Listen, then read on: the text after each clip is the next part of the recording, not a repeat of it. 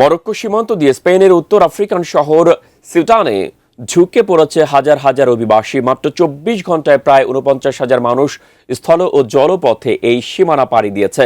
এই নজিরবিহীন অনুপ্রবেশের সীমান্তে তৈরি হয়েছে চরম বিশৃঙ্খলা। উত্তাল সমুদ্র সাঁতরে পার হতে গিয়ে এখন পর্যন্ত প্রাণ হারিয়েছেন অন্তত ১৯ জন। বিস্তারিত জানাচ্ছেন আরিফ হাসান। আফ্রিকা থেকে ইউরোপে ঢোকার স্বপ্নে এখন বিভোর হাজার হাজার মানুষ। মরক্কোর সীমানা পেরিয়ে হুহু করে স্পেনের সিউটা শহরে ঢুকছে অভিবাসীরা। কেউ সমুদ্র সাঁতরে, আবার কেউ স্থলপথ ব্যবহার করে সীমানা পার হচ্ছেন। সংবাদ সংস্থা রয়টার্স ও এপির বরাতে আল জাজিরা জানিয়েছে, একদিনে প্রায় ৪০,০০০ মানুষ এই শহরে ঢুকেছে।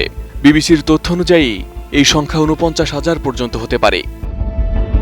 উন্নত মানের কাঁচামাল আরআইএল অ্যাঙ্গেল এন্ড চ্যানেল। এখন কাঠের দিন শেষ, আরআইএল এর বাংলাদেশ। এদিকে সীমানা পার হতে গিয়ে দেখা দিয়েছে চরম মানবিক সংকট। আল জাজিরা স্থানীয় কর্মকর্তাদের বরাতে বলা হয়েছে, অন্তত ১৯ জন অভিবাসী প্রাণ হারিয়েছেন।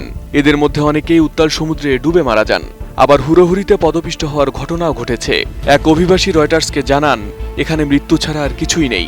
তিনি অন্যদের এই ভয়ঙ্কর পথে আসতে বারণ করেছেন। পরিস্থিতি নিয়ন্ত্রণে সিউটাতে সেনা মোতায়েন করেছে স্পেন সরকার। ব্রিটিশ সংবাদ মাধ্যম বিবিসির খবরে বলা হয়েছে, স্পেনের প্রধানমন্ত্রী পেদ্রো সানচেজ দ্রুত এই এলাকা পরিদর্শনে যাচ্ছেন।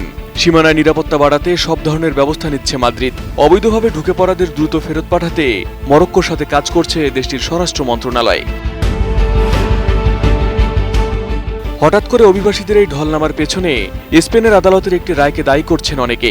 আল জাজিরার রিপোর্টে উল্লেখ করা হয়েছে, দেশটির সুপ্রিম কোর্ট সমুদ্রপথে আসা অভিবাসীদের সরাসরি ফেরত পাঠাতে নিষেধাজ্ঞা দিয়েছে। এই খবর ছড়িয়ে পড়লে হাজারো মানুষ সিউটার দিকে যাত্রা শুরু করে। তবে মরক্কোর সীমান্তে কঠোর অবস্থানে রয়েছে সে দেশের পুলিশও।